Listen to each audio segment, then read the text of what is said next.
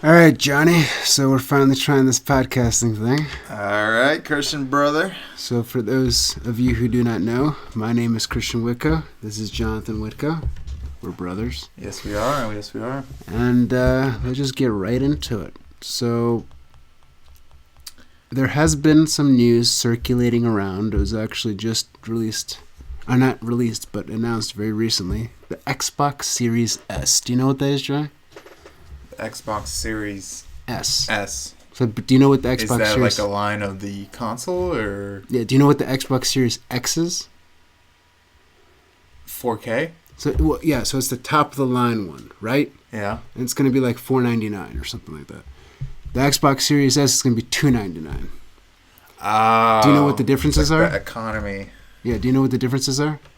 It's 1080p. Okay, so the Xbox Series X is 4K. Yeah.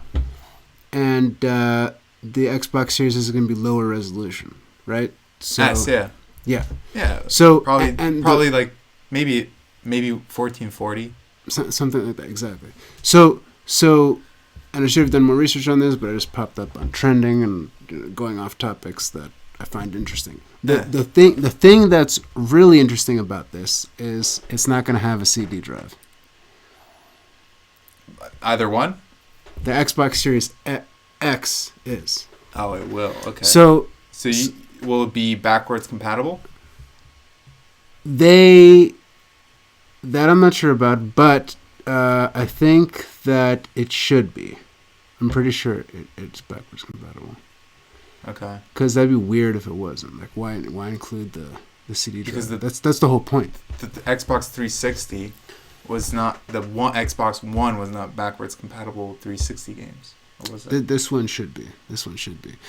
And this brings up a good point, right?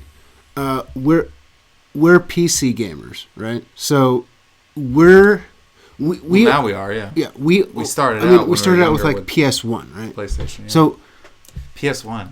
Yeah. PlayStation. Yeah. So here's the thing. Wait, it's the first one. Most of our games, like 99% of our games, are on a Steam library or just like installed digitally, right?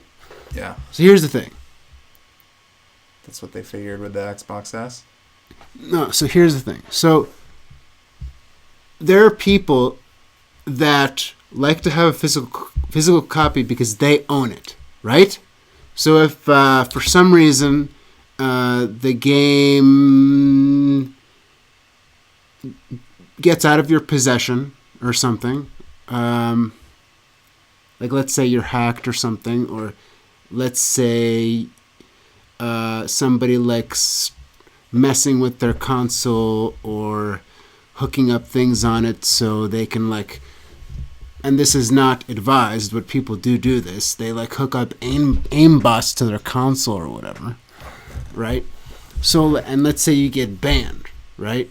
Mm-hmm. Like these, I'm not saying Xbox does this, but like these consoles probably have more of a power to like ban you or get rid of, your version of the game or whatever.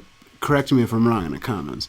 But like the point is like, how much ownership do you really have of that digital copy, right? Like I'm all for digital gaming. I'm used to digital gaming, but like it really depends. Yeah, when you have a physical copy, I mean it's all linked to an account, unlike newer things, so it's not really different. Well, guess what? If you're gonna have the Xbox, what is it called? Xbox Series X. Series X. S. S. Okay. You can't have the physical. Yeah, but so here's the thing. You're in the other way. If you can't afford something that, There are people that like the physical copy because they have a perception, and in some cases that this is true, that they have more control, more ownership over the physical copy. But like physical copies, there's not much difference between like a digital and physical copy anymore because you have to sign into an account. Like if you forget your password or something? No, if you lose your disc. Yeah, but again, a lot of these things are linked to an account. But so like we're talking old school here. Like, remember? So even if you get a physical copy, can you download it digitally? I hope you would be able to.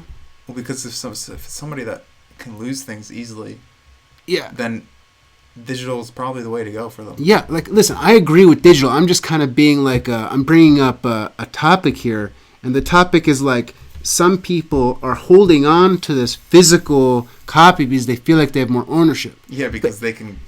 But in these days, when you're linked to an account anyway, when you're downloading DLC anyway, when you're, when you have all this digital stuff coming in, I don't think it really makes a difference. Like, for example, if well, so what if you log into another person's Xbox or computer device in general?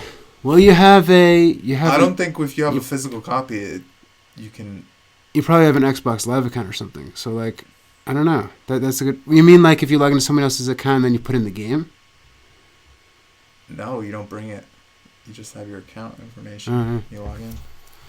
So here's the thing. So, like, we're used to this, right? We have a computer. We put in the disk runs, right?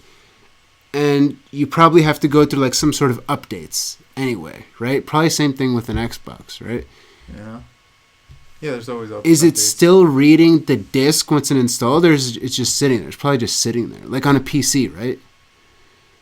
If that's the case, then it depends, because there's some games that need the disk to be inserted to run. Yeah. But then there's other games that you just literally the disk is just for installation. So let's just say you can take it out. Exactly. Let's say it's one of those games. But consoles are pretty. I'm pretty sure you need the disc in there. If it's that case, then there's like no difference between installing a game without a disc and having a disc. No. At that point, it's just there to like look at and for it to be pretty. Yeah, for all you console gamers, let us know in the comments if there are games where it doesn't require you to leave the disc in there for the remainder of the time that you're playing. And we come from the PC world mostly, so recent years. And so like I kind of would like to know more about this and kind of see like the benefit, the pros and cons of having a disc and not having a disc. So if you could participate in the comments, it'd be pretty awesome.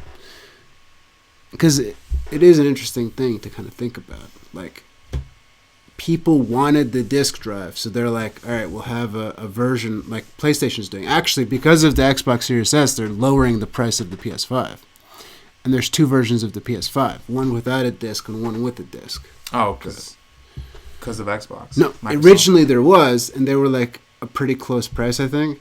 But now I think they're going to lower the price of even further to compete. Microsoft's. Again, if I'm wrong on any of this, please correct me. I literally just pulled up the trending and I'm going off of what I've seen. But, like, it's an interesting topic, so that's why I'm bringing it up.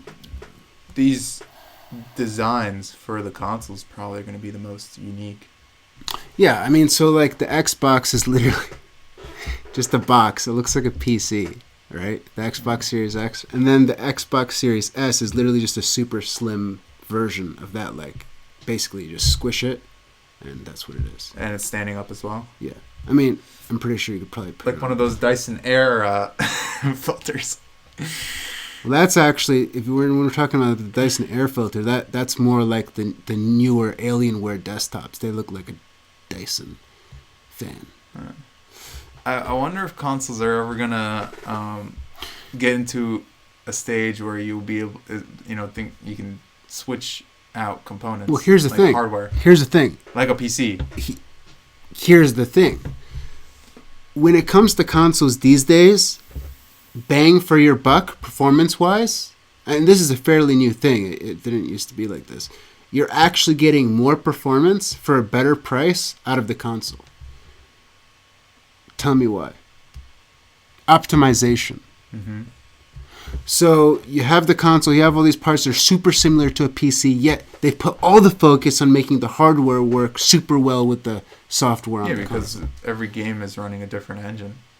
Yeah, yeah. And like on PC, just like on Android, for example, there's so many variables.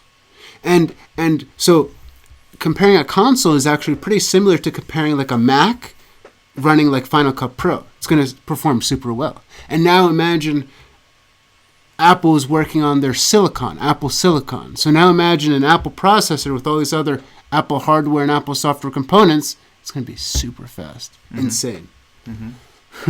Like, I can't wait for that. I am super excited about that.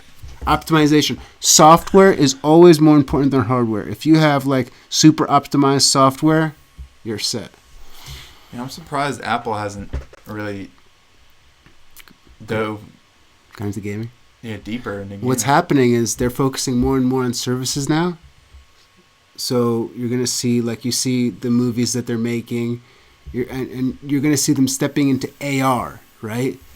So I think when they're stepping into AR, stepping into movies, or stepping into services, I think slowly you might see them get into game development. Maybe, right? And here's the thing. Their console is the phone. Their console will be Apple glasses. Yeah, because, now mobile gaming is a lot more relevant. Yeah. So, I guess that's what they're sticking to for now. But I feel like until the time that mobile devices can produce serious, horsepower in the gaming realm, we're getting close. Look at the iPad. The iPad Pro. Literally like putting your mobile phone in one of those, VR headsets, and being as good as a gaming PC with, now like the new 3090 or 3080 or 3070, the new NVIDIA graphics cards that were just released. Or, released, basically. So, until that point, I think... Oh, wait, we were talking about the 3080? 3090? There's 3090, 3080, 3070 that they just launched. RTX is the... Actually, they're... Okay, so there's RTX where you use hardware to achieve RTX, right? Ray tracing and all that stuff. And then, actually, they're working on Crysis Remastered, right? So the Crysis that we all know that was super hard to run, they're remastering it, and they're actually using software ray tracing. It's not going to be like as good as like hardware ray tracing, but you can actually achieve ray tracing without RTX graphics card the way that Crysis is doing it, the Crysis Remastered. And I saw without an RTX graphics card. So that's pretty cool. Yeah, but that's not true. Yeah, I mean, it's like from what I understand, it's like a simulated version of it. Yeah. I saw some gameplay. Might call a gimmick. I mean, the ray tracing looks okay, right? But the gameplay, like, I used to be amazed at Crysis. I was amazed. Like, it's, computers could hardly run it. And I was watching the gameplay, the remastered version. And I'm like, even the remastered version doesn't even look very good these days. Like it looked like chop. Like I don't know if choppy is the right word to explain. It just looked corny, kind of like everything just looked old. Crysis? It is old, yeah. Even the latest one? I mean, this is a remastered version, so they took the old game and remastered it, and like you could see that there's still some aspects of the game, and maybe what I saw was like some weird gameplay, right, or like some weird clips, but I wasn't impressed what I saw. Right? Yeah. Maybe they'll come out with some other stuff and I'll be like, whoa. What amazes me right now is the RTX version of Minecraft. I saw that blew my mind. That just proves that you don't need like really good graphics, like really good RTX, really good ray tracing. I don't know why I'm calling it RTX. I think RTX is like a brand of the graphics cards or whatever. But ray tracing, really good ray tracing, like improves a game like tenfold. It's amazing. And that's why I think lighting in general, in real life and in games, is an important aspect, to everything. Like definitely, we need to improve our lighting here. But we got to step up to the ray tracing. Yeah, ray tracing strategy in this room. So, all right. So recently, it was, I don't know exactly what day it was, but I think it was the anniversary of Mac Miller's death. Yeah, the 7th. 7th. Okay. 7th or 8th. And Mac Miller had a huge musical influence on us. We always used to listen to Mac Miller. We have a lot of good memories listening to Mac Miller. Oh, yeah, definitely. And I think that... Remember, Nike's on My Feet was the one that really, like, blew up. Yeah. But I remember the first one. Snapback? Yeah, Snapback. That's the first one you showed me, I believe. Yeah. I believe it was on YouTube. Yeah, YouTube. So, and you know what's... See, that's the thing. The documentary I saw on him, he basically, with Rostrum Records, when he was signed there about the same time as Wiz Khalifa, actually, he had, like, only, like, a $5,000 budget for, like, music videos. And he basically made very high quality music videos with that low amount of money in his budget. So he kind of made it possible to have something that's seems, high production. Yeah, that's also, what but with a low budget. That's what I noticed. He's one of the people that are responsible for, like, all these rappers, like, really putting an effort into their YouTube music videos. Yeah. You don't need a major label behind you to create something that seems like you do have the backing of. Yeah, and I'm pretty sure he was one of the first rappers in a long time to actually release an independent album, and for it to, like, reach. I think it reached the Billboard charts. It was Blue Slide Park. Yeah. Blue Slide Park. It was that independent record that I think reached the Billboard charts. Okay. Yeah. But I think it had a lot of bad critique. I don't know about that. I just know that it reached some sort of record. 'Cause from the documentary that I saw, Mac was really disappointed in the critics that were critiquing that album. But hey, I think all of the beautiful thing about a lot of artists, some artists don't really let that get to them. No, I'm saying as in, like, each album was like a different kind of a different window in Mac's life where it was different energy, it was a different theme, but it wasn't straying away too far from who Mac really was. It was just showing different aspects of who Mac was and could be and can be and is. And you can see the growth of the artist. Like, you had, like, the mellow mixtapes, the mellow, album, and then it got darker, like really dark. Oh, yeah. Like Macadelic. That was, like, super dark, right? Yeah. That was a dark one, right? Yeah. I believe Macadelic was the one where he locked himself in his studio for, like, months. And he said the only thing that would make him more entertained, like less bored, is doing drugs. Because he said he was able to have his own little adventure in a small room, in a studio, being in the same room the whole time. You could have, like, a different adventure when he's, unfortunately, doing the drugs, which led to his demise, So, I mean, he might have been having, an enjoyment in those moments, but, I mean, look where he is now. Unfortunately, it's not per se his fault, that he was given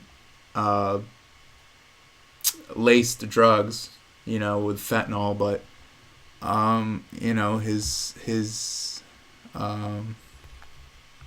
drive to, acquire those things, those drugs, led to his demise, in the end. If only he had, and I'm not saying it's easy, it's definitely not easy to get that willpower to really reject those cravings, reject those temptations of an easy way out. The drugs is kind of that easy way out to kind of not deal with that struggle of being in that studio. I don't know if he was alone majority of the time. He probably was, to focus. Maybe not. But But a lot of artists struggle with putting themselves they isolate themselves. I don't know if he went through that, but I definitely know Kurt Cobain, we all know, would isolate himself. Yeah. And go and do drugs. But the cool thing about Mac Miller is you saw him go from the chill albums to the dark albums, and then rise back up into a mix, an emotional type of chill, meaningful, emotional album. And that was the 2018 album Swimming. And then you saw a continuation of that type of vibe. Did you know that Swimming, and then there were Circles? Yeah, Circles, the 2020 album. Afterwards. After Swim. And it's supposed to represent swimming in circles. Yeah, dude. They're connected, Yeah. Wow. That was Wow. That was the whole thing. Yeah. Wow. Yeah, so you saw that whole growth and development with Mac Miller, and it's super inspirational, super talented, and where he was going, what I really loved is where he was going is performing live on stage with actual instruments. Yeah. That was cool. It's funny because all those albums, especially from the start of Swimming, which led to Circles, album Circles, it's like an explosion. Circles was an explosion of him, his total just his shows his totality of an artistic aspect of his mind, and not really just as a rapper, as a hip hop artist. I'm in the hip hop scene. I gotta get the most illest, dopest, hardest sounding stuff, rhymes. He was pouring his heart bars, out. Emotional musician, artist. I think, that's the hardest thing an artist could ever do. Whether you're a rap artist, hip hop artist, R&B, jazz, blues, rock, alternative, emo, whatever it is. I think once you can really delve outside that norm in your genre, that's when you become a true artist. Because you end up innovating, blending genres. Yeah, blending, or not even. You don't even have to blend. It's just creating a new sub genre or subcategory or sub sound. Yeah, and then you're creating your own sound from that. Within that. Yeah, and that's not to downplay any artist that really sticks to it. Sticks to the traditional aspects, paths of genres, but that's cool and all, that's great, but if you're not looking to stand out, that's great. But if you're looking to revolutionize something in your area of expertise in that genre or whatever, step it up a notch, give it some of your own personal loving, and a creative idea. And it's easier said than done, but if you really work at it and achieve that, well, then you have something like Mac did, something that he released albums that just were anything and everything, just within his category of music. He had things for when you have some sad days, really dark days, deep days emotionally. He had of course those chill songs that you might smoke and vibe to, the traditional. And then there's also the just happy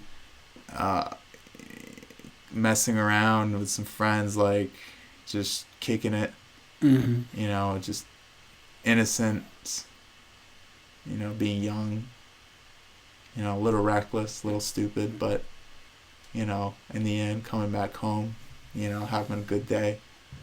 So that's what I think that was amazing about Mac. He was just able to kind of, while he was in his younger days, just kind of, shrug off any kind of,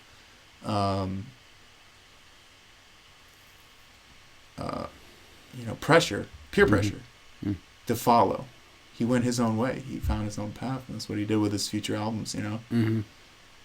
I think he was always able to be himself very well, but I think he definitely had a lot of influences from old school hip hop and even the hip hop of that time, the 2010s. Yeah. And then as time went on, he really found his own sound, like in Swimming and Circles. Yeah. Yeah. And even that big experimentation with Macadelic. Well, see, he said himself, or he said to one of the producers, I think his name is John. Let's see.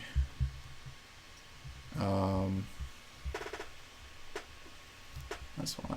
So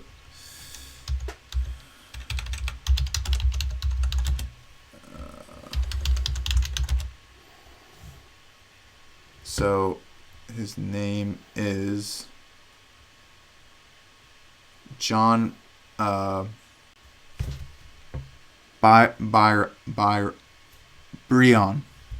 Okay.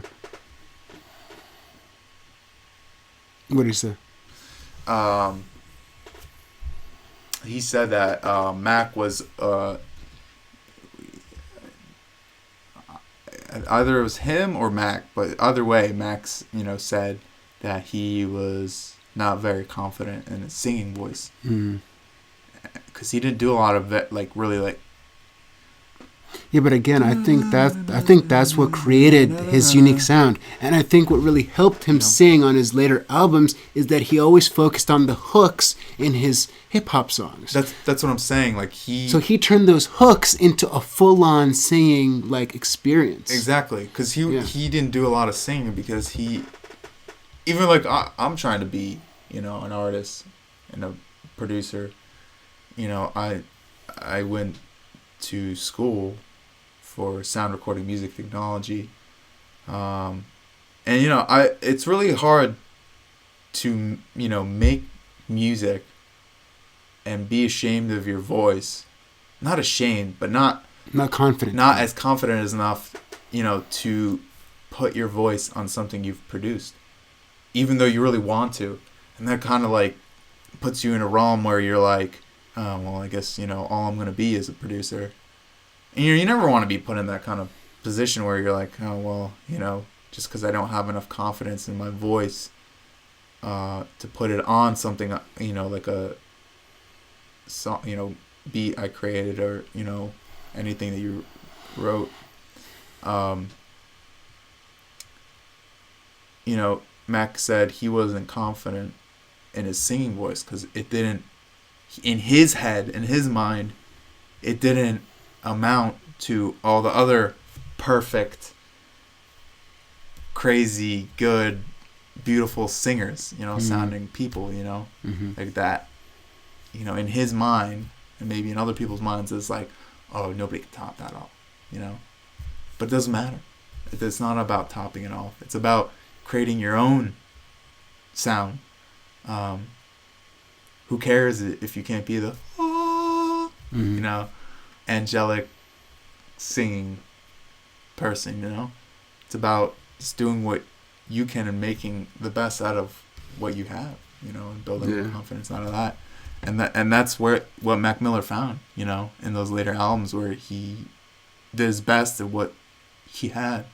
And it ended up competing or becoming as beautiful or even more beautiful than, what he probably had in his head that he was competing with, the voices. Because it was unique and it sounded different.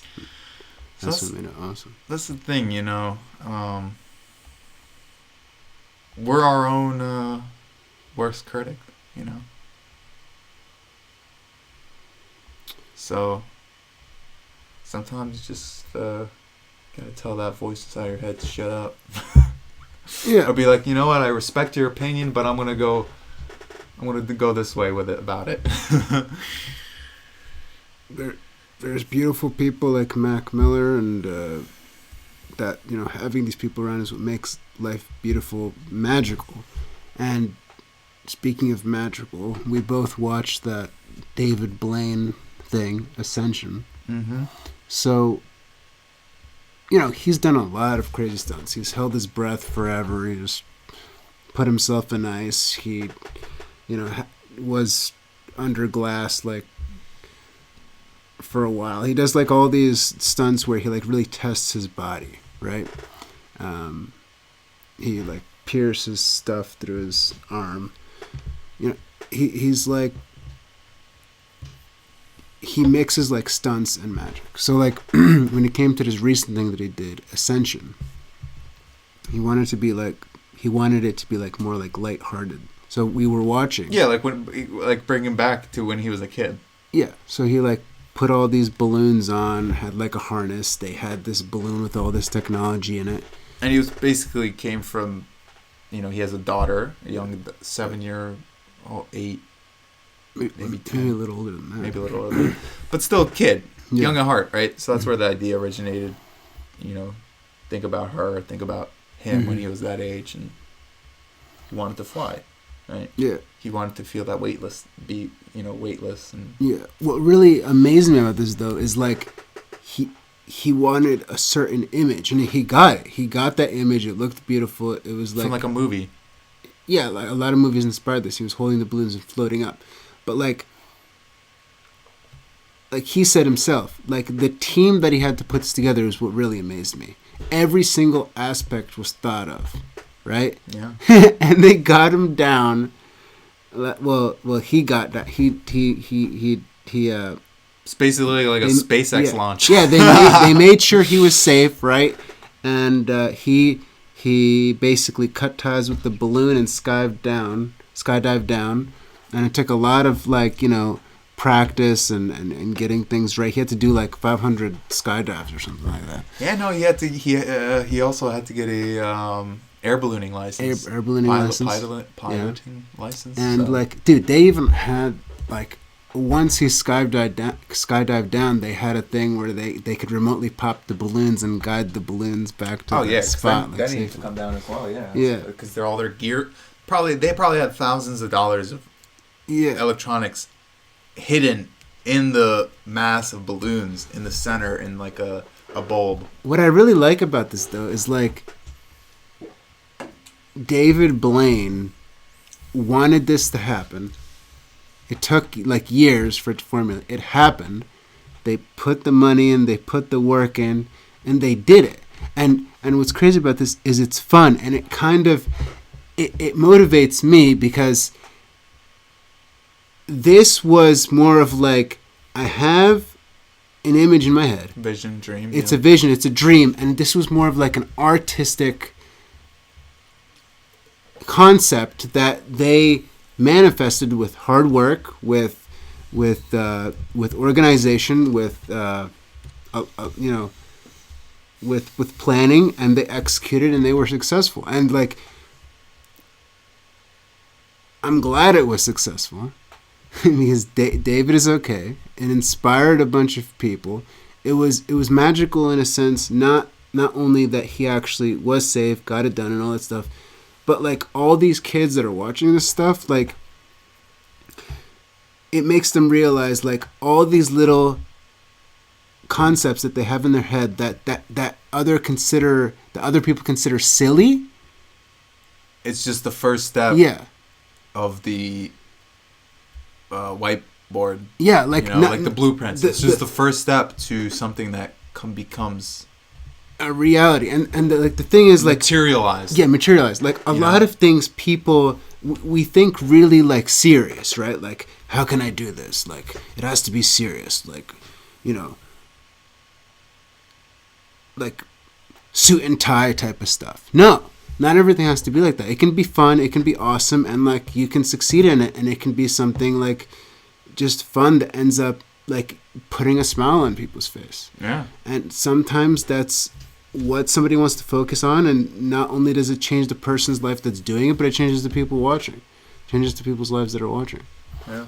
And I think that's a good place to leave off, just thinking about, like, if you have a concept in your head, don't think it's, like, silly or dumb, because it could be, like, the next thing that inspires, you know, the next Einstein or something, I don't know, or the next Picasso.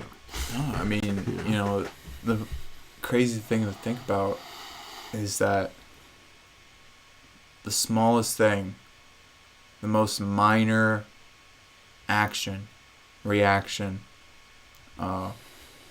answer or question or, you know, can spark brilliance. Yeah. Some kind of intellectual masterpiece inside somebody's head. And sometimes it people try to think too hard. Sometimes it's the simplest things, the little things in life. Yeah. I mean, think about it this way. I mean, one little simple seed, you know, you plant a seed, look what it grows into. A tree. I mean, any kind of. Seeds don't just. Like a thought seed. Yeah. I mean, look at what it could create. You know, it grows into this huge, big, you know, mass. You know. Yeah. I From mean, like a small little pebble, I mean, you know, and that's how it, you know, things stir up in your brain. I mean, we're stardust, right? The whole planet, the Earth, is just a bunch of rocks collided together and eventually forming into this bigger rock, and then an atmosphere happens, and I don't know in exact what order, but you have the rock, you have the atmosphere, and then all the other elements come along, and then like little tiny creatures become bigger creatures and evolve from there, and then, you know... And that has to do with the atmosphere, the oxygen and well, H2O. Okay, we're getting really deep here, but okay, we're carbon life forms. Yeah, but so what kept it that insects are not bigger than us? Well, insects used to be real big. I don't know That's exactly what happened here, but what controls that? I don't want to say the wrong things. All right. But I know he watches a lot of astronomy and a lot of geology. Mostly a lot of like space documentaries. Yeah. But this is out of my field. He's not a Neil deGrasse I'm not Tyson like just yet. But so basically, like, bugs used to be like really big and now they're super small, and I forgot exactly why that is. If I were to guess, it might have something to do with like either oxygen or gravity levels. I'm not 100% sure. It's probably like more leaning with oxygen. But it goes back to you know, something as small as that can turn into something crazy, you know? Yeah. Like when we first discovered fire. Yeah. Anyway, if you look where we are now. I mean, we're soon going to discover, you know, like laser beams. Yeah. Like you see in Star Wars, you know? Yeah. Blasters. Yeah. Blast them. Anyway, if you people want to link me, like a good... No, not link me, but like mention like a good name of a documentary that explains like the formation of the Earth and exactly why bugs used to be bigger than they are, and now that they're small, and now why they're smaller. You could name a few documentaries if you want. I've seen it before. It just like I can't think of exactly why it is. And again, this is not my field. I'm not going to school for this stuff. It's just something I'm interested in. But yeah, so this was an awesome podcast. There's more episodes to come. And it was definitely fun. Anything else you want to say?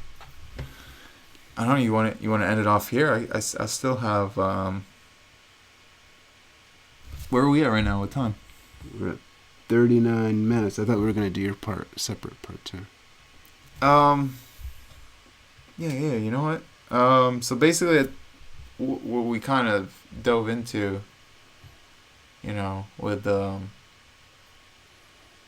kind of with Mac Miller, we didn't really get too into like mental state. We just kind of brushed over what states he was in when he was making albums and stuff like that. But I think basically we are overstimulated in today's society. With a lot of technology, even though it's a blessing. Blessing and a curse, for sure. It can go both ways. Where the technology that's given us a lot of opportunity and success and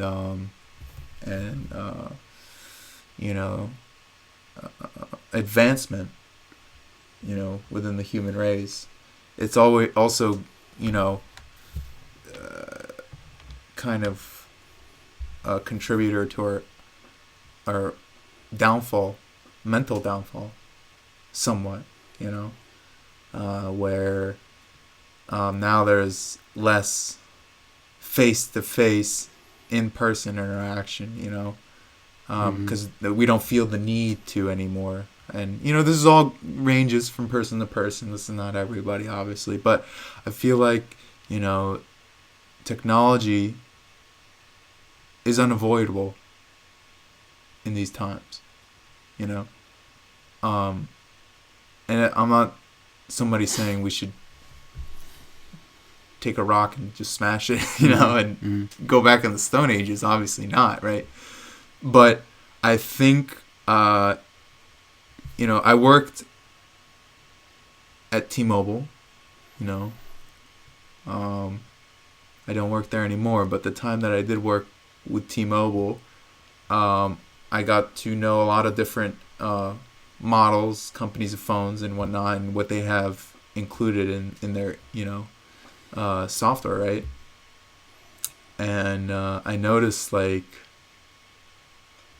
OnePlus, they did it first, or what were one of the ones to do it first, but they had a mode on, it's like a well-being mode. I think that's Samsung's version of it, well-being. But basically, the well-being mode, you turn this on. OnePlus, Samsung, I think, has it now too. Where you turn the well-being mode on, and you're basically not distracted. And I don't think you could turn it off. Once it's on for the 30 minutes to an hour or whatever. Oh, that's cool. I like that. So you can't turn it off. I don't know if there is a way to override it. I haven't messed around with it enough. There's probably a way, but you'd hope to make it as much of a nuisance in the beginning before setting this, configuring and setting it up, where you're like, oh, I should probably make it as annoying as possible to override this or whatever. So I just give up halfway trying to override it. But yeah, so it's a well-being mode, right? So you stay focused on your task at hand, whether it be, just having some wholesome family time, friend time, significant other time. So I definitely give props to, like, tech devices that are, and tech companies that are trying to kind of put these kind of features in phones to kind of put a timeout on technology, because of this overstimulation. It's just so hard to stay at the task at hand, just stay on it and really focus and really, be one with that task, that you're trying to put your all into it, all your effort, instead of, doing the task and then getting interrupted. And then going back to the task, trying to do some more, and getting interrupted again. You're getting taken out of it, and it's not a full immersion. Yeah, it's taking up bandwidth in your mind. Yeah, exactly, right. So, and that's what's crazy in that overstimulation, and now that overstimulation is creating mental distress, like mental issues, it's like you can call it mental inefficiencies, right? Because it's not efficient. It's inefficient because now it's causing you to be inefficient in a mental way. So Joe Rogan mentioned the bandwidth thing on his podcast, like stuff that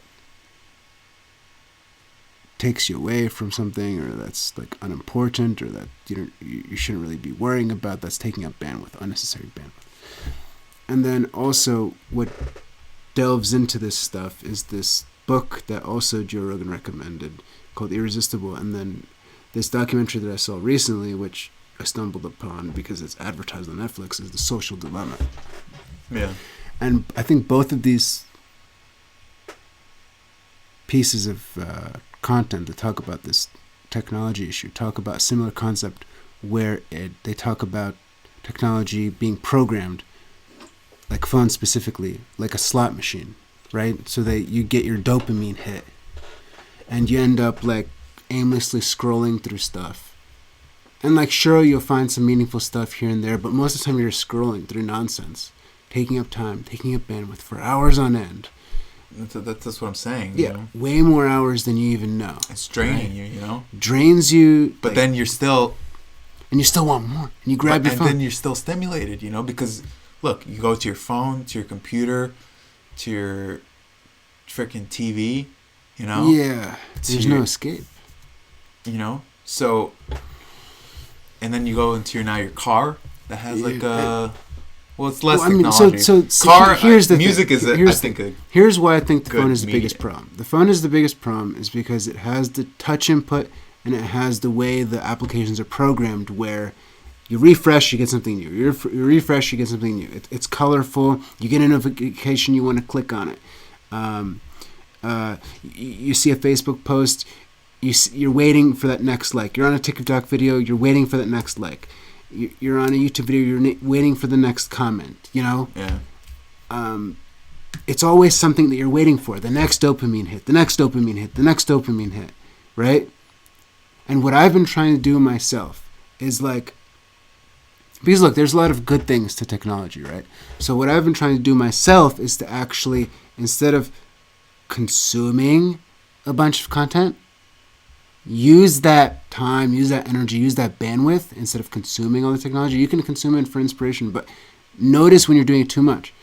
Use that bandwidth, and instead of consuming content, create content like we're doing now. We're doing something productive. We're doing something meaningful. We're sitting with each other. Sure, we're using our phones and computers to like get information and stuff.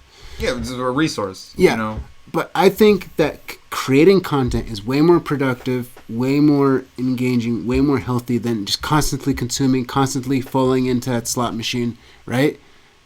And of course, after this podcast, I'll go onto the YouTube video, I'll be like, how many likes does this have? How many comments does this have? How many views does this have? Yeah. But like, at least it's my content. I think you should... And at least it's like something productive that I made, that we spent time doing. Yeah. I think there should be limits. So like Gary V, he says like create the content and like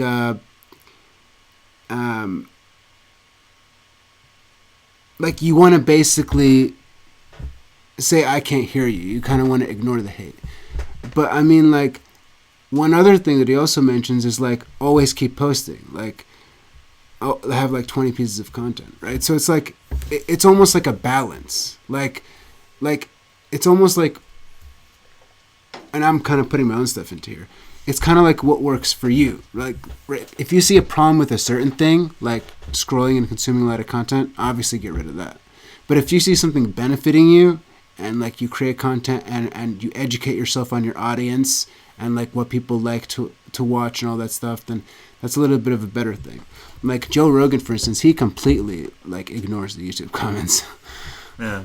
So like, maybe that's for the better because that could influence the way he naturally does things on his podcasts, So basically, there's a lot of overstimulation.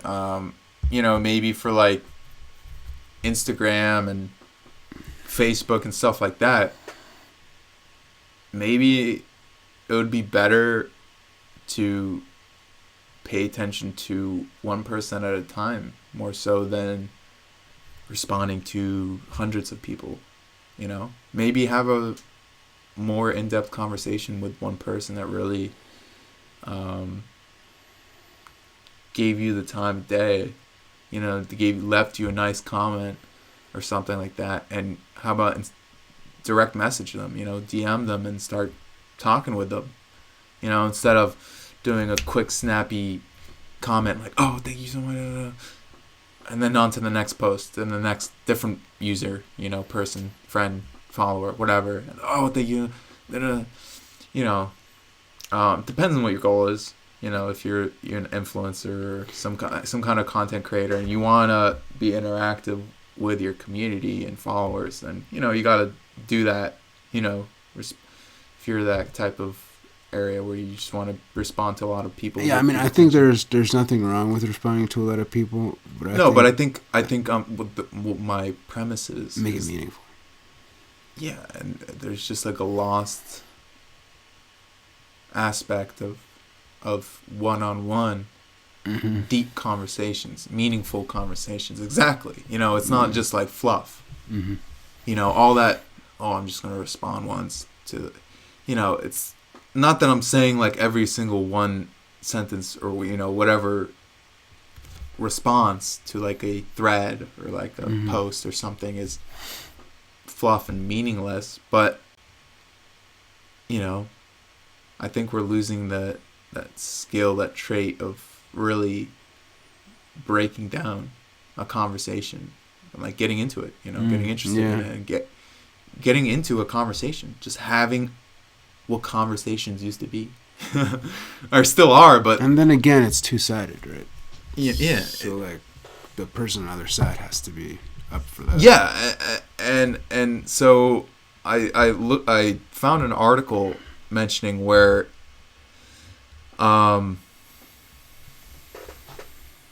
let's see.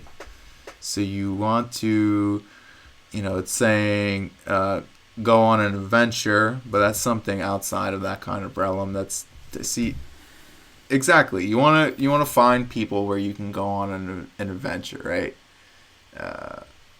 You can go hiking.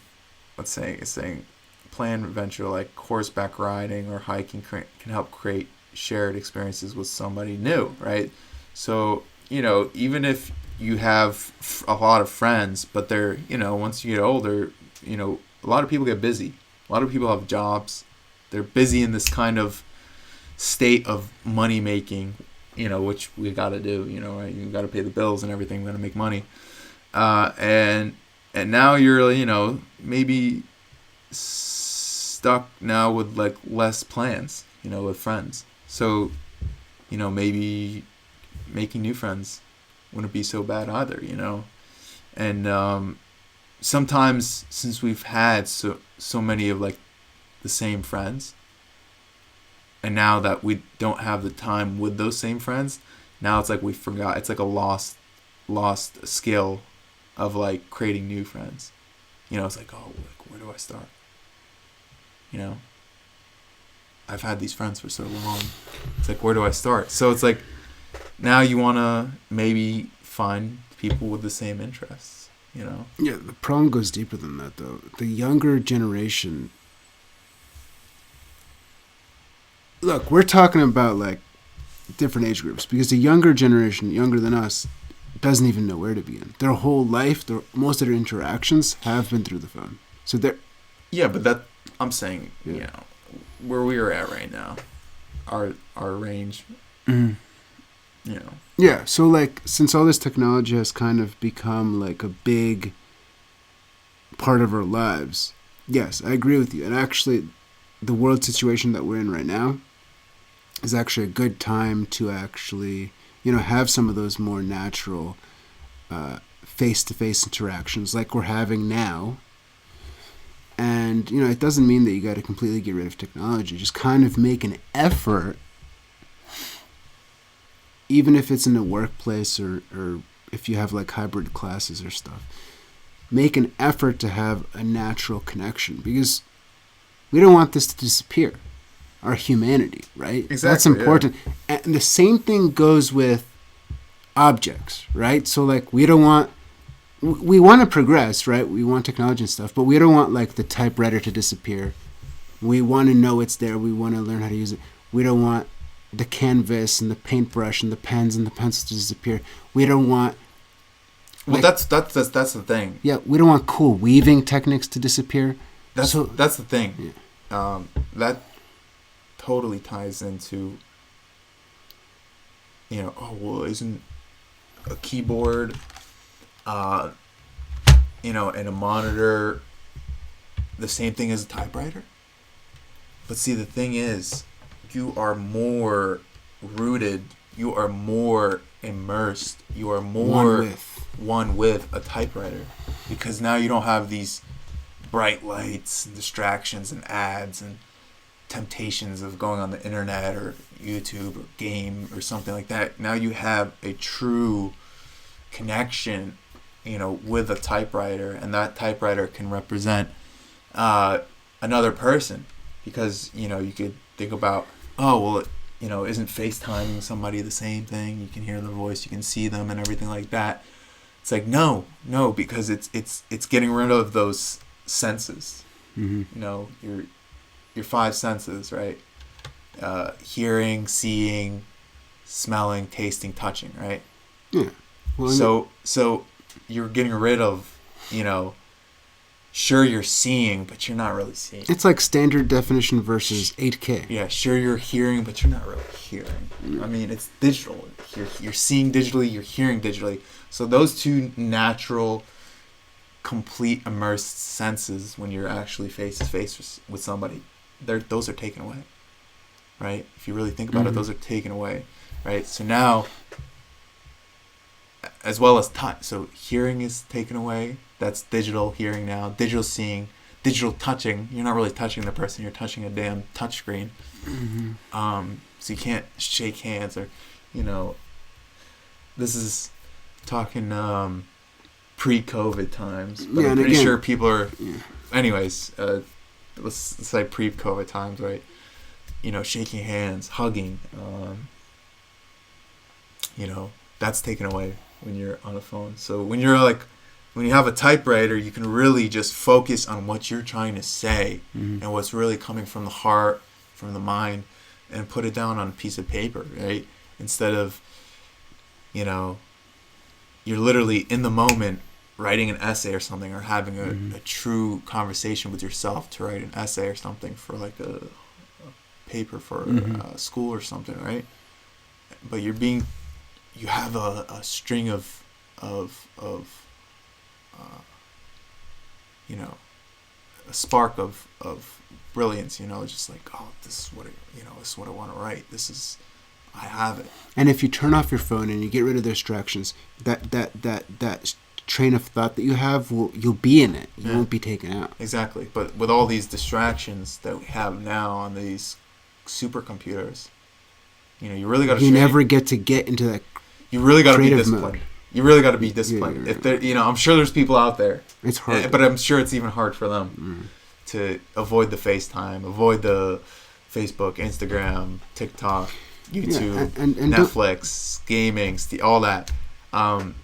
So that's that's the beautiful thing that we need to bring back more so of is, and with these COVID times, it's hard, it's really stressful.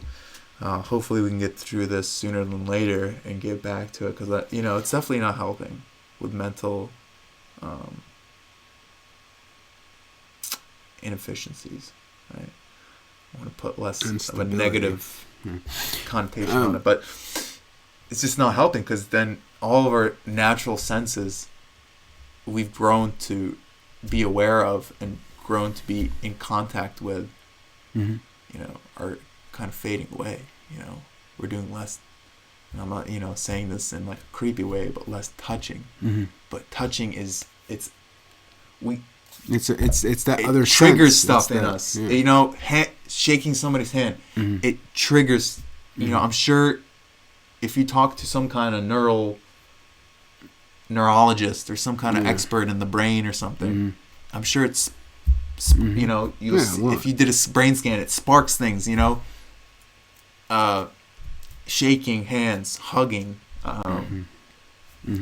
smelling people's and just seeing each other, and smelling people's odors or scents. You know, that's you know, for like your significant other, your partner, your love, you know, of your life. That's how you meet somebody. Like that's you know, Tinder and all this stuff, like Bumble and stuff like that. It takes away from, or you know, Tinder and Bumble. Bumble has a friends thing, so it's not only just relationships that you want to make, intimate relationships, but also like friendly relationships. There's friend sections on Bumble, and I don't know if Tinder has it, but Bumble has it. If you just want to make friends, right? Not intimate relationships, but friendly relationships. But it just takes away that those senses, those touching, you know, in inappropriate ways. Okay, right? Smelling. It's weird to say this, but you know, smelling it does stuff in our brain that's like, okay, I have somebody in front of me, like human. Yeah. Okay, and now when I go home, I can remember this person smelled like this. They felt like this in an appropriate way. Yeah. Okay, they looked like this, and they sounded like this. Yeah, and it helps you like bring the whole image, the package, the together. whole picture together, and be like, yes, this is the person for me, right? Yeah, yes, this is the friend for me. I can trust this person. This is the friend for me. This is a good person. Like this is somebody I have a connection with, you know, and all those senses help you make that decision. Yeah, and you know this we're not saying we're against technology. No, we're just saying we're just saying be careful. Yeah, we're geeks. We both are on computers. We love talking about like computer components, game consoles, you know, new phones, all that stuff. We're geeks. But from what we learned in our experience throughout the years of life of living, is moderation is key. You know, you really need to moderate everything you do. You know, drinking alcohol. If you're into drugs, which, you know, that's a whole different topic of, you know, when is the right time to do or have a certain drug for a certain situation, or, you know, to help something, or to have a certain time limit of technology. You know, it's all in moderation, because if you have too much of anything, you can overdose on drugs. You could, you know, get alcohol poisoning. Look at the opioid epidemic. Overstimulated on technology, you know, and that doesn't help you with your mental inefficiencies. You know, it makes them worse. You know, more inefficient, because now when you have inefficiency in your mental status, your mental being, now you're not working at full capacity. You know, you're not working 100%. You know, and then, you know, you're off, which is okay. Everybody has those off days, but if you're doing a streak of off days, you know, that's not good. You know, can't be healthy. I mean, the same thing goes with not getting enough sleep, not eating well, you know, not exercising, and all this stuff I need to work on. I need to get better with sleep. I need to get better with eating. I need to get better with exercise. The biggest thing is I need to drink more water. Yeah. I mean, whether we want to believe it or not, as independent as you might train yourself and grow yourself to become, the human race is a dependent species. We cannot survive by ourselves. Obviously, right? Reproduction and stuff like that, but not even in that reproductive aspect, right? To continue the human race and whatnot. But we just can't survive mentally alone. I mean, before you die, from starvation or being alone, you'd literally lose it. You'd probably become so mentally ill and unstable that would probably be the end of you before you die from any kind of starvation or anything like that. Because you'd be able to survive, hunt this and that, but you ain't gonna be too straight in the head, straightforward and really straight edge in the head. You're gonna be a little all over the place, unstable, So we are dependent, and that what ties into bringing everything into moderation, into a level of balance, right? Working out, being mentally healthy and physically healthy and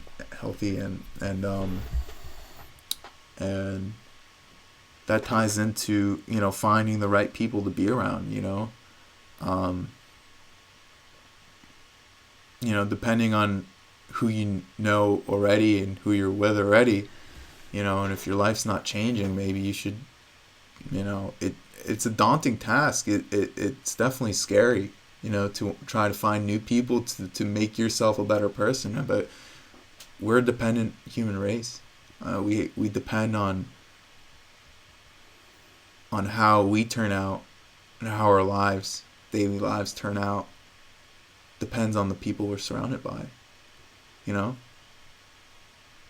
It's a trippy thing to think about, but just think about,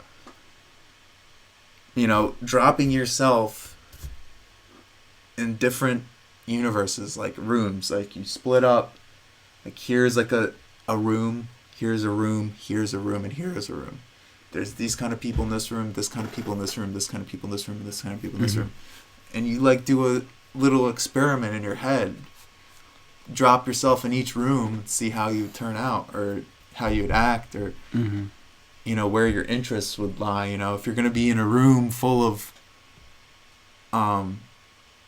drug addicts, you'll become a drug addict. You'll probably become a drug addict, right? It's very important to surround yourself with like-minded people. If you're gonna put yourself in a room full of musicians, you might become a musician. You might become pretty music oriented, Put yourself in a room of race car drivers, you're probably going to be interested in race car driving or being a mechanic for a race car driver, or and you put yourself in a room of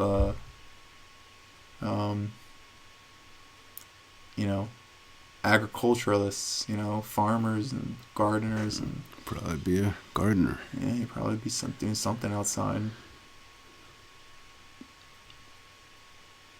So, if you're wondering why things aren't going as planned in your head, because you could tell yourself all day, I'm going to be this, I'm going to do this, I'm going to be positive, I'm going to, set my goals out to look like this and end up resulting into this.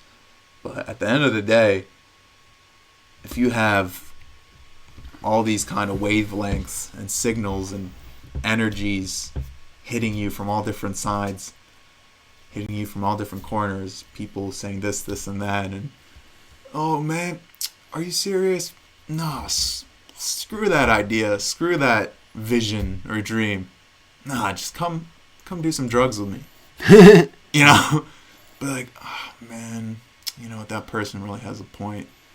This is ridiculous. I'm gonna just do some drugs with them or her. So, something as true and wholehearted and really deep down, within your soul and spirit that really ignites your spark, your flame, your fire. It can be put out so easily, So that's the thing. Have the fun for yourself. Don't let the drugs have the fun for you, or don't let the technology have the fun for you. Technology is a drug. Food is a drug. Yeah. Be your own Be your own pilot. People get addicted to all sorts of stuff. People get distracted by all sorts of stuff. Yeah. All we're saying is be aware, be careful, and if you have a goal, look at your life around you, look at the things around you, and say, does this suit my goal? Will this push me forward in life, or will it push me back, or will it keep me neutral? Will it keep me not going anywhere? You want to move forward. You want to progress. You want to go with your goal. So see if that, whatever it is, aligns with your goal, and choose that and go with that, and you should be cool. So, basically I have an article here, zenhabits.net. The way to finding powerful human connection, right?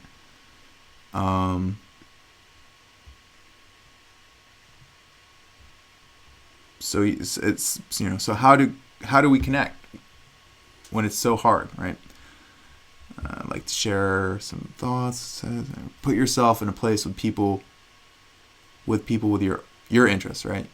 We talked about that. This retreat is filled with people trying to change their lives and interested in mindfulness. That's such a rare thing, to be with a group of people like this, but we each made the intentional choice to come here, find a group like that at a small conference, a retreat, group meetings, a running club, tech meetup, anything. Do some online research for ideas, but say yes to at least one. So that's good. You're wondering, where do I go?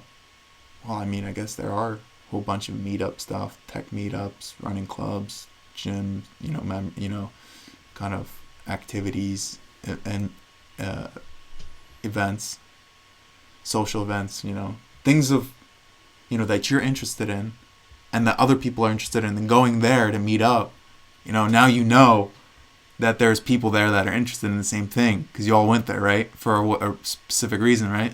Mm-hmm. So that's a good way to kind of find people to drive that interest, that interest that you want to focus on, to bring about that passion or that spark that you really desire in life, So that's definitely a good way. Overcoming your resistance. That's a big thing. Resistance that is put on from yourself, I think we all experience that. Yeah. So it says here in the article, I always find resistance to meeting up with people and big resistance to coming to give a presentation and meeting with a bunch of strangers. The resistance can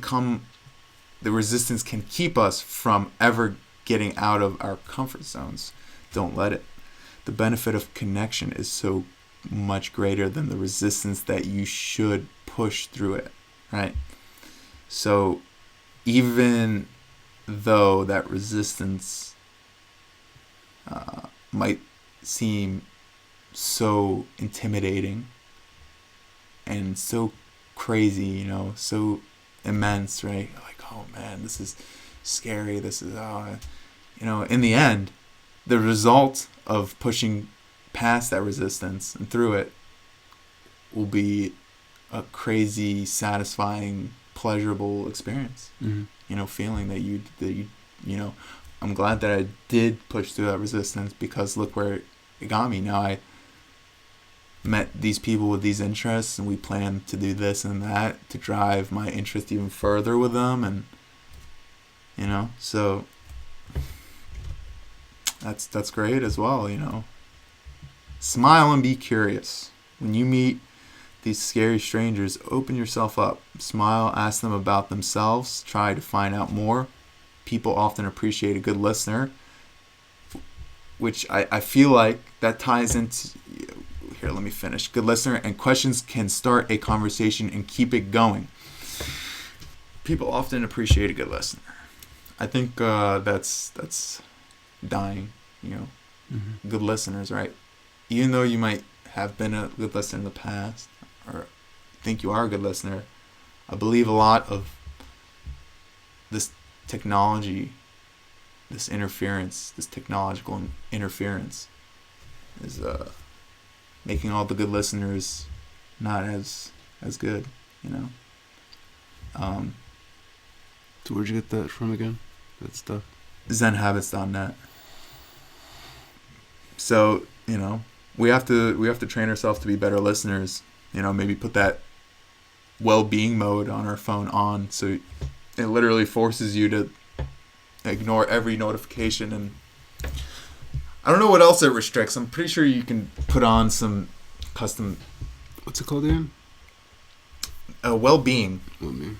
Well, I think that's the Samsung version, but Zen mode. That's what it's called? Zen mode for, I believe, the OnePlus. That's hilarious, because I have a thing that I do, which I call Zen mode, is when I feel like really concentrated and really focused on one thing. Zen mode on the OnePlus. That's hilarious, because that's literally like what I call, like, when I get into a certain mental state where I can like focus. I call it Zen mode. I call when I get into Zen mode, you know, I get super focused on stuff. And that's cool that they call it that too. Wow. Digital well-being, I think, is for Samsung. So, you know, these things can really help you become a better listener. You know, if you're you know, with somebody that you know has the same interests with you, or maybe you don't know, guess what? Like the article says, start asking questions to find out. You know, not everybody's all upfront about their interests and everything, and they're not wearing a T-shirt that lists their, here are my favorite interests. If you have similar interests like me, start a conversation with me. You know, or whatever. Even though that would be helpful, but here's a tip: start wearing clothes that kind of describe what you like. So I'm not wearing it right now, but I have a bunch of Star Wars shirts, so when I walk around, people know that I'm interested in Star Wars. I've got a bunch of Star Wars posters. So, like, instead of wearing brands that you don't care about, wear brands that you care about. You know, wear things that you're interested in. If you like something, find a shirt, you know, that has that thing on it, so then when someone passes you by, you can start a conversation. That, it seems simple, but it works. So that's the one for Samsung. Yeah, I mean, if you don't really care about fashion that much, then do it. I mean, you can find fashionable stuff with stuff that you like on it.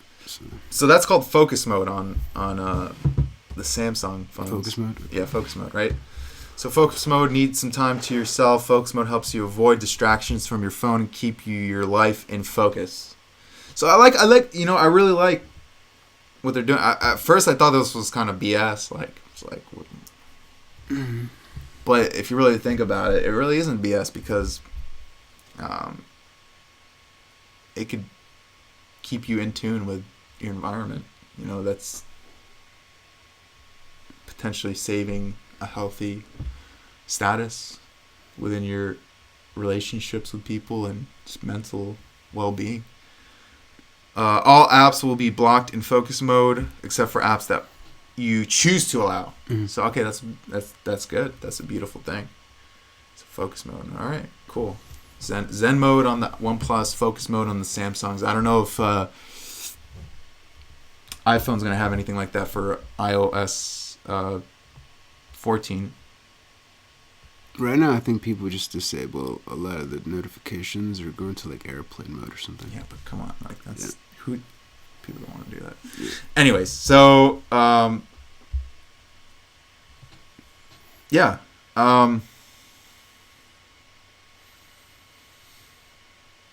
good listeners, asking questions, you know, keep a conversation going, right? Share when you can. While listening is better than talking, I found that when I can be vulnerable and share my fears and struggles, people feel they can do the same. This is when you make a real connection, getting below the surface. It takes a little skill to know when you can open up and how much you can share. You don't want to share your deepest secrets as soon as you meet, but you can slowly open up as the other person does the same. Some people are not comfortable opening up, so don't push it too deep or expect everyone to want to make this kind of connection, but be open to it. So I like that. If you really feel like you can, get down with the person across from you, really kick it, you really got to make yourself vulnerable, because then that's when your true self shines. Your true insecurities become known, which can be a scary thing to let those out at first. But once those are out, then if that person can be a true person to you, friend, whatever it is. Because then you can see how they would react to that. If they have something to say about that or something like that. You want to know who you're dealing with, So if you want to be, you don't have to expose yourself crazy, but, share some vulnerabilities, some insecurities, and see where it goes, Some minor ones at first, whatever you scale yours at. See what people think about it. Because, some people might be going through the same thing, similar interests or vulnerabilities, insecurities, and, it could work out in the end. Open your heart. These are other human beings in front of you, right? And they have tender hearts and pain and hope, just like you do. Open your heart and see who you find in front of you and appreciate who you find. It's basically what I was just saying. Be yourself and trust that you are worthy of others' love as well. Let others and give hugs. There you go. Except now at times, it's COVID, no hugs. No human contact. Connecting groups and one-on-one. If you're at a conference or in a big group of 20 or more people, it can be hard to really find connection. I much prefer one-on-one, so I'll try to turn to someone and start a private conversation if they're open to it, getting to know them better. I also value small group conversations from 3 to 6 people and think they can be great bonding experiences and a lot of fun. Don't hide in your phone. Put that Zen mode on. Put that focus mode on if you're Samsung. Don't hide in your phone. Many of us have the tendency these days to use our phones when we're in a crowded public space. But when you're going somewhere, like a conference that has a lot of people, it's a big mistake to shut yourself off. Instead, seek interaction, even if you feel awkward about it. I like to start off with a simple question or sometimes with a simple joke that diffuses the tension. Icebreakers is perfect, Break the ice. Don't slide on it. So again, you're saying this website is zenhabits.net. Okay. Yeah. That's just one of the first ones I, kind of saw within the searches. I think we had enough of the Zen habits. But all right, yeah. Oh, basically, I'll just go through the thing. Practice makes you better and more comfortable at it. Use each other to dive deeper and find clarity. Use each other for continued support. Make an effort to keep in touch. If you make a real human connection, find a way to keep up that conversation and even meet again in person if it's possible. If it's not possible, make a Skype date so you can talk face to face, which we're trying to avoid in this kind of conversation. But hey, COVID time, it's tough. Hey, what are you gonna do?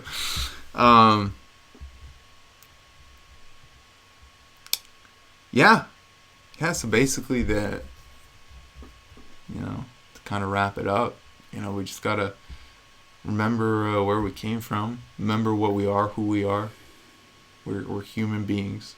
We have 5 senses. I don't know if you have a 6th sense. I don't know if you see dead people or not, but keep that away from me. All right.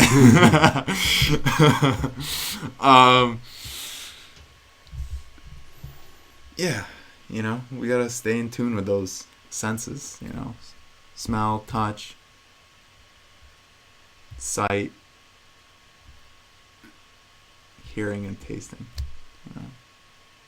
May the creativity and the interaction bloom. Don't taste anybody though. That's cannibalism. Yeah, but so, you know what I mean. So if it's an inanimate other, then yeah, this was an awesome podcast. Sorry for cutting you off early around the 30-minute mark. I thought we were gonna do like part 1 and part 2, but I'm glad it happened this way. So that's cool. And yeah, well, this is a first podcast. Yeah, so number uno. We're learning along the way, so if you have any tips, let us know. And yeah, definitely awesome. Yeah, let us know what you think. We'd love to hear some feedback. Positive feedback is great. Negative feedback is also positive feedback if you think about it. Yeah, do whatever you want. You're a free human. You gotta have some negativity to have some positivity. If you think about it, because how do you grow? How do you make yourself a better person without negativity? Think about it. Yeah. So in reality, everybody that struggles with negativity and can't get away from it, obviously you don't want to kind of cloud it over and just kind of devalue what it's doing or what it is, but think of negativity as in the end being positive, because as long as that negative thing didn't kill you or didn't really detrimentally hurt you, you can always heal from it. You can always get back up from it. And then now you're a stronger, better person than you were before that negative thing. You've learned from it, and that's positive, right? That's a positive thing. So don't always think negativity is negative. As long as you're doing the right thing with something negative, something that says something negative happening, as long as you're using it the right way, as in learning from it the right way and looking at it the right way, then look, it's turned into a positive, because now you can avoid whatever caused that negativity or whoever caused that negativity, or however that negativity came about. Now you could avoid it by knowing how to avoid it, because how it happened in the first place. You'll know how to overcome it. Yeah, I think experiencing both things, and again, it's the same concept as moderation and balance. If you have too much of one thing, it's never good. Yeah. So you need one thing to have the other. Yin and yang. Yin and yang. Yin and yang. Alrighty, peace out, everybody. See you in the next episode. It was awesome. Yeah, enjoy. Stay positive. Be human. Sayonara. Later, guys. Peace out. And gals.